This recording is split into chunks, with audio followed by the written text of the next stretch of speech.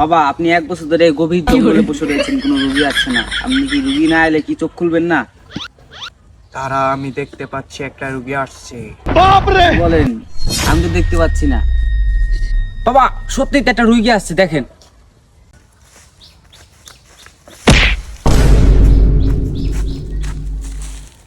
বাবা, বাবা, বাবাকে ডিস্টার্ব করিস না, বাবা ধ্যানে আছে, যা বলে আমাকে বল।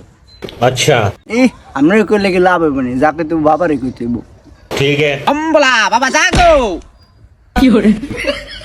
তুই আমার ঘুম ভেঙেছিস, কি চাস বল? বাবা আমাকে তো সাপে কামড় দিয়েছে, এই কারণে আপনার ঘুম ভেঙেছি। আমি তো মরে যাব বাবা, আপনি আমাকে কিছু একটা করেন। করু মানি? আরে বাবা আমি তো চিকিৎসার কথা বলেছি, আপনি আবার অন্য কিছু ভাবেন কা? समझ गया।